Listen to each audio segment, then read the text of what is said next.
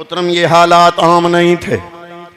जिन हालात में शेख अब्दुल कादिर जिलानी ने आंख खोली, इन हालात में इस्लाही और तरबियती काविशें एक ऐसा पैमाना थी जो इन नामसाइद हालात का डट कर मुकाबला करने की ज़रूरत थी। गलत रुझानात की इस्लाह, फितनों का सद्देबाब और हजरात मोहतरम इन सारे मामलात को सरअंजाम देने के लिए उम्मत मुस्लिमा की उन अजीम हस्तियों की काविश है। और ये सेरा उनके सर जाता है जो अपने वक्त के नब्बाज और खुदादाद बसीरत और फसाहत के मालिक थे, जिनका ज़ाहिर शरीयत मोहम्मदी और बातन नूरे मोहम्मदी से रोशन और ताबिंदा था। उन्हीं हस्तियों में एक ज़ात है हजूर गौसे आज़म शेख अब्दुल कादिर जिलानी। आपका शुमार भी इन्हीं लोगों में होता है जिन्होंने तजदीदे अखियाए दीन और फ़िक्र नज़र की इस्लाह और तरबियत की और अलहादी कुव्वतों का जवामर्दी के साथ डट कर मुकाबला किया और दीन इलाही की रूह एक बार फिर गौसे आज़म शेख अब्दुल कादिर जिलानी ने ताज़ा कर दी। जिस साल 488 हिजरी में बगदाद में आपने कदम रंजा फरमाया, उसी साल जिस साल गौसे आज़म बगदाद में दाखिल हुए, उसी साल बगदाद एक जलील उल कदर आलिम, बहुत बड़े इमाम ग़ज़ाली से मारूम हो गया। गौसे आज़म के ज़माने में बगदाद में सियासी इक़्तिदार, हुकूमत और सल्तनत के अंदर कई तब्दीलियाँ हुई। आपने खिलाफत अब्बासिया के 5 खुलाफा का ज़माना पाया। वो लोग जो नहीं जानते गौस पाक को, सिर्फ ये जानते हैं कि 11वीं वाला पीर, जो ये सिर्फ कहते हैं कि और यही बात कहते हैं कि गौस पाक वो हैं कि जिन्होंने बुड्ढी का बेड़ा तारा था। ये गलत बात है जी, ये हमने कहीं नहीं पढ़ा। मैंने कहा जी हमने भी नहीं पढ़ा। अगर बुड्ढी का बेड़ा नहीं तारा तो कम अज कम गौसे पाक ने इस्लाम का डूबा हुआ बेड़ा तार दिया था।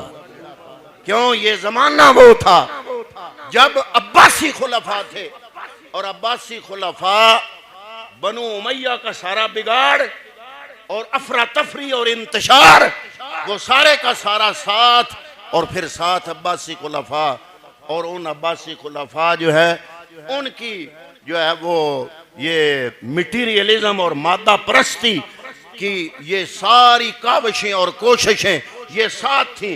और हजरत शेख अब्दुल कादिर जिलानी ने अब्बासी खुलफा के जो 5 खुलफा हैं वो इनके ज़माने में हुए। उनमें से पहला था खलीफा अहमद अल मुस्तज़हर बिल्लाह। इसका दौर था 487 हिजरी से 512 हिजरी तक। ये 24 साल हुक्मरान रहा और हुकूमत में सियासी इस्तराबात और जंगो जदल और ऐसी कैफियत और दीनी अक़दार बदल रही थी। तातारियों की यलगार थी, मुल्हदों के नजरियात के जो है ना वो नजरियाती हमले थे और यूनानी फलसफा उस वक़्त उरूज पर था। दिफाई सतह पर सल्तनत अब्बासिया बहुत कमज़ोर हो चुकी थी। सलीबी जंगों का आगाज़ अब्बासी दौरे खिलाफत में ही हुआ और बैतुल मुक़द्दस पर यहूदियों ने अब्बासी दौरे हुकूमत में कब्ज़ा किया। और दूसरे नंबर पे खलीफा अब्बासी, उसका नाम था अल फजल अल मुस्तरशद बिल्लाह। इसका दौर था 513 हिजरी से लेकर 529 हिजरी तक। ये 17 साल ये इसने हुकूमत की। और तीसरा जो खलीफा था गौसे पाक के ज़माने में इन अब्बासियों का, उसका नाम था मंसूर और राशिद बिल्लाह। इसका दौर था 529 हिजरी से लेकर 530 हिजरी तक, 1 साल ये रहा। और चौथा था खलीफा अब्बासियों का मोहम्मद अल मुक्तफ़ा बिल्लाह। इसका जो दौर था वो 530 हिजरी से 566 हिजरी तक था। ये 24 साल हुक्मरान रहा। और जो 5वां था वो था यूसुफ अल मुस्तंजद बिल्लाह। ये 555 हिजरी से 566 हिजरी तक ये खलीफा रहा। 10 साल इसकी हुकूमत रही। ये हुजूर गौसे आज़म शेख अब्दुल कादिर जिलानी का मोतक़िद भी बना।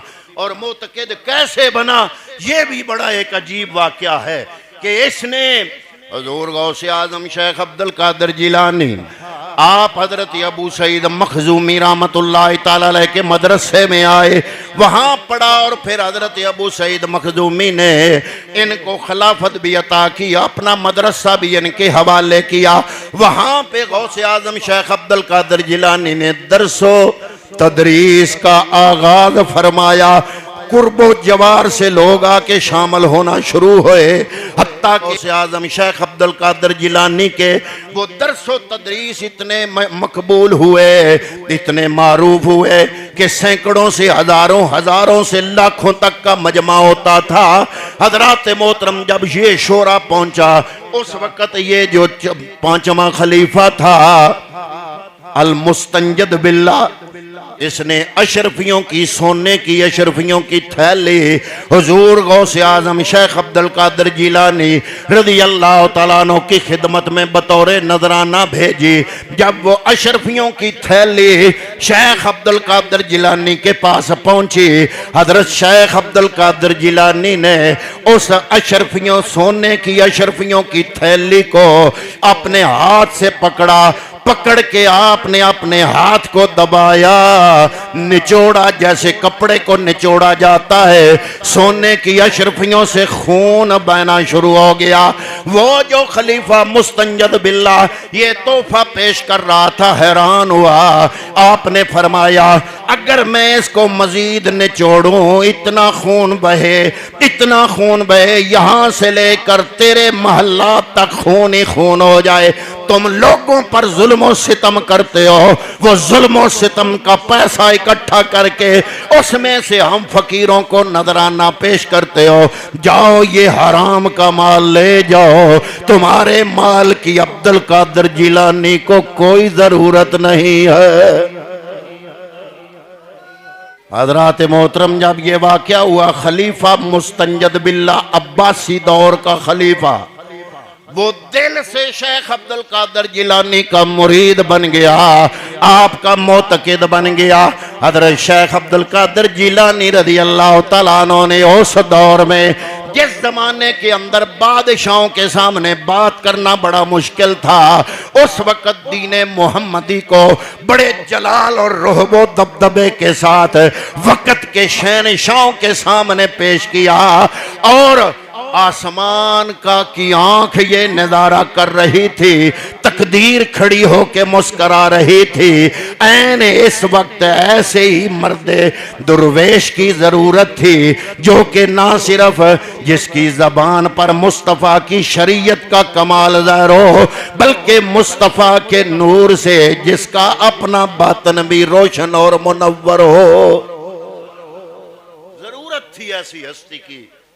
तो हजरत शेख अब्दुल कादिर जिलानी ने फिर सिर्फ ये करामतों वाले वली लोगों के जहनों में ये है कि जैसे आम ये मजजूब किस्म के लोग, लंगोटा बंधा हुआ होता है उन्होंने, और वो कुटिया सी बनाई होती है और धुआं धोखरा होता है, शरीयत का उन्हें पता नहीं होता। और उनके दावे ये होते हैं कि शरीयत और है, तरीकत और है, कि अब्दुल कादिर जिलानी को इस किस्म का कोई जाहिल जो है फकीर था। नहीं, अब्दुल कादिर जिलानी वो जात है जिसने 5वीं सदी हिजरी में पैगंबर अकरम सल्लल्लाहु अलैहि वसल्लम की शरीयत जो कि ज़वाल पजीर थी, उस शरीयत को सहारा दिया और इस्लाम की खिदमत करके उसको उरूज पहुंचाया। इसलिए औलिया कामिलीन ने आपको जो लक़ब दिया वो है मुहय्युद्दीन।